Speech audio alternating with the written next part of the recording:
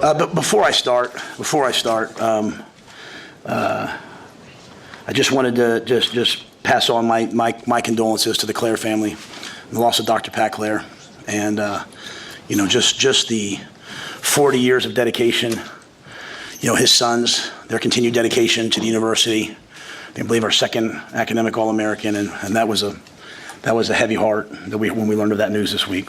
But a life well lived and a legacy well lived. And I want to say thank you to Dominic and Sue for coming back and, in his own quiet way, didn't want to give a big speech, just wanted to meet the fellows and answer questions. And, it's kind of funny. He said a couple things I say all the time, and I looked at Deshaun, and Deshaun said, "Yeah, Coach, and he says it just kind of hits different." I said, "Thanks, Deshaun." But and Dominic and his family, just so blessed that they were there. And then finally about the game, that was a close win. In many ways, it was a tough day. Credit to Rutgers, credit to Greg Schiano. They did a ton of things against us, but we didn't turn the ball over but once. We won the turnover battle, and I thought it was as great a defensive performance as I've been around. 6 plays inside the 2. Just whereas maybe 2 weeks ago in Illinois, we were kind of looking at the clock, worried, are we going to win? I thought this game, this day, the guys just wanted to keep going out there and playing. And they'd have kept playing another series if we let them. So proud of the guys, proud of the team win. And Boomshini, I thought, was an all-star again today. So with that, I'll answer your questions. Coach, were you expecting that many big plays, impact plays in the defense as you saw, especially in the second half? We knew it was going to be a challenge. We talked a lot about the run game, and we knew number 0 was quite a player. Now they one of their wideouts, Strong, was down. And we knew Callie Manis how good of a player he is because he beat us last year at Minnesota. Same type of game, right? 14-3, whatever it was. He makes the play down the stretch, taking 2 minutes. So it was almost like, what do they call it, Groundhog Day? It was almost Groundhog Day. He gets the ball back, he's going to go down there and score. But our defense practiced harder this week than they have probably in 2 years here. And I think that, what they put in came out when the game started. And it was a lot of different guys. We played a lot of different guys, really adverse situations, and really a lot of 3rd and 4th down stops, which was critical. What did you guys adjust about your run defense? They had 70 rushing yards in the first quarter, and then I think they got the 78 for the game. So what did you guys do different? Yeah, I think it was really kind of 2 things. I think they played the first quarter into the wind, so they really ran it a ton into the wind. The wind was really a factor. People won't see that on TV, but that was really, really a factor. And then maybe not as much in the second half, but certainly in the first half. And then they had the wind in the second quarter, so they threw it a little bit more. And I thought if you go back to the first half, really a lot of those plays were just missed tackles. Gift comes off the edge, he's going to hit him in the backfield, just missed the tackle, right? They had one that starts right, comes all the way back, winds back, missed the tackle. So it wasn't like, oh, they've got us on this scheme. We're so grateful to have the iPads now because you can kind of look at it and be like, it's not a scheme thing. We're just missing tackles. They had the 1 3rd and 22 after the sack, and they checked it down, and he made a guy miss and got it to 4th and 3. So I think it was more that, to be honest with you. And we started playing some man. We played some bigger guys. Like Tony's a 3-3-5 guy, but he was playing some 5 down with 2 jacks today. I was really proud of him. That was like him leaving the family almost. But he did what we needed to do, and we played some 3-man rush. Some 3-2 stuff. So he had 3 different personnel groupings out there. And I thought we won 3rd down and won 4th down. That was my key for the defense with this game. I said the defense had to win 3rd down.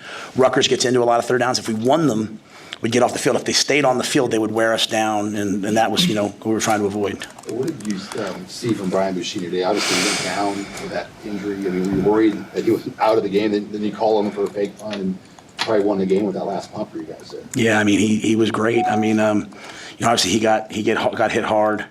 And we knew we were going to call that fake punt, and really almost called it the first time, and then almost called it at the 5-yard line, the one at the 5 when they blocked it. They were bringing 10 guys, and there was no one covering them. And then finally we called it the 3rd time.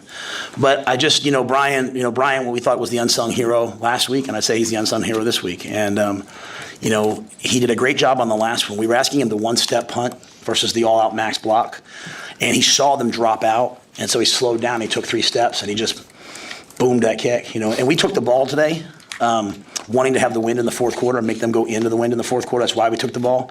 And I thought that ball got up in the wind, and it spiraled and spiraled and spiraled around. I mean, had that young man tried to catch it, it might have, it would have been a tough catch. I'll just say that. So, I'm really proud of Brian. He showed kind of showed the heart of a lion out there. Did he almost have to? I mean, it looked like he was hurt fairly bad after the first walk. Did he, how close was he to? You were warming up Camden Cook. Like, how close was Brian to coming out? Yeah, I got out there and he wasn't moving, so I was concerned, obviously. And he was like, I'm going to be okay. I'm going to be okay. It's just I forget it was my back hip. And got to the side and I said, hey, can you just throw the fake punt for me? And he was like, yes, I can throw the fake punt. And then we had Johnny Hall kick off. And, I said, well, can you throw it into the wind? And he was like, yeah, I can throw it in the wind. So he was just locked in. I think he's the guy who's burned the boats in his brain. He's going to do whatever it takes. And medically he was fine. I think he just took a big hit and was hurt, just felt it.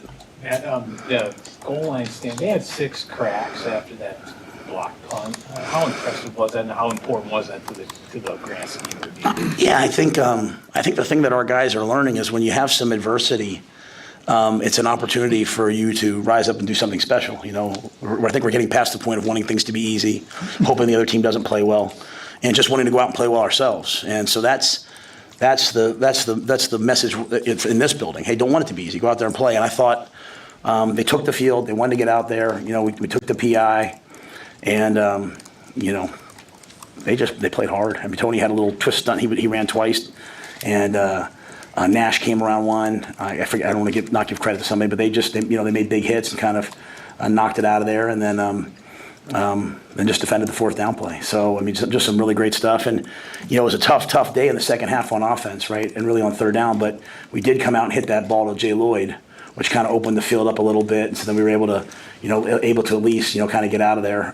And I might have the drives messed up, so you have to forgive me that things go fast for me in the game. But I thought the defense, they didn't really care what happened today. They were just going to keep playing. What lessons do you think Dylan can take out of the day-to-day when they were coming after him and he had some moments he threw like that?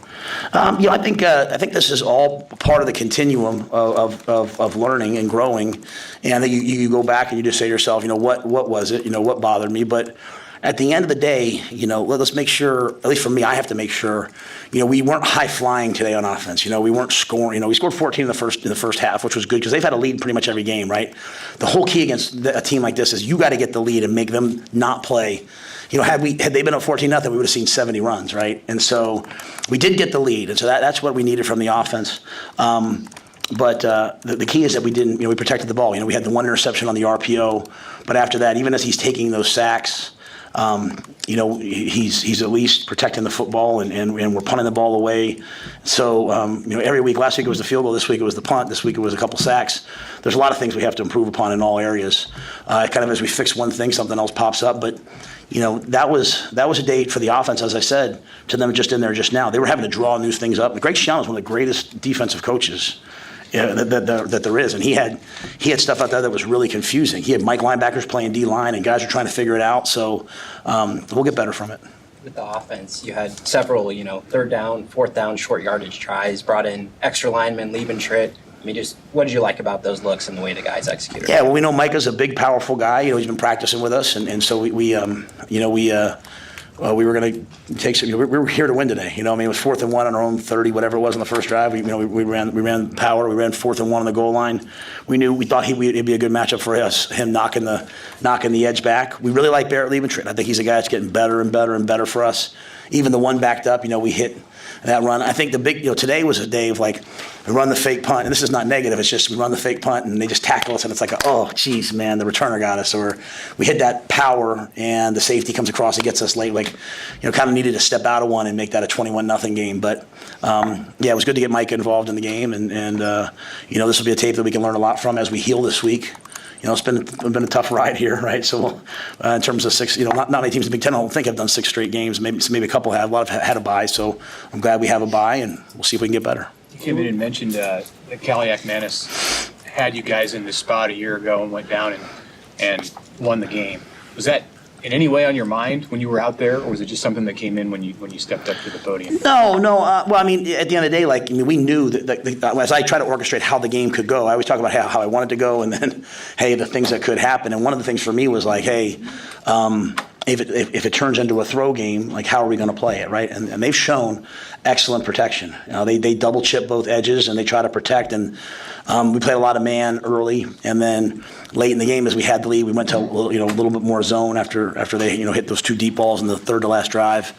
But no, when I'm out there, I'm just my mind's just thinking, right? But I just know he's a good player, and so when you've played against someone, you've seen what they can do.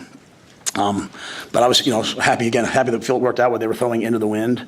And I thought, our pass rush really showed up. It was warm there early on. This is the first season you guys have switched sidelines. Did you feel the advantage of being in the shade for the first half?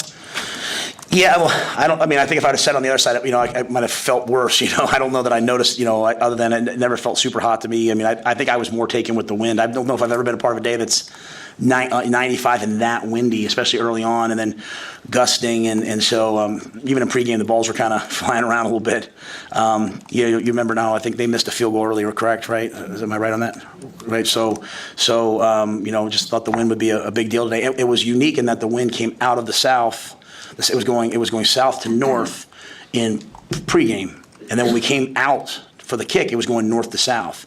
And Dr. Elza does a great job. She talks, and they told us it was going to flip as the day went on. And so they actually gave us the win for the first quarter. And so I thought we did a good job early on in the game.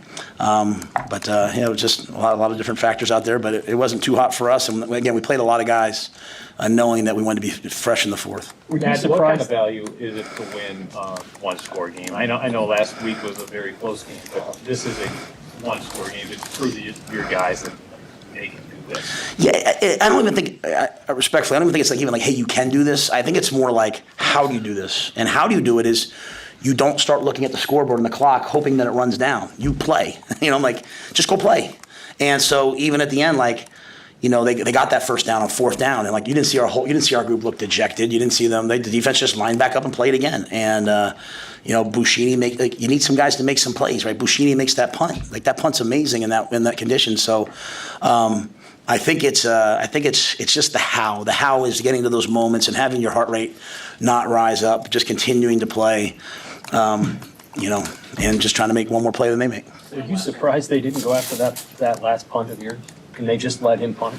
I don't know. Yeah, I think the thought was, hey, we're one-stepping it. Hey, let's go ahead and get it. Let's get it out and then return it. But I'm glad they didn't. Because I didn't know. That was my concern, was them blocking it. Again, and it was all a simple thing. It's some veteran guys. A guy.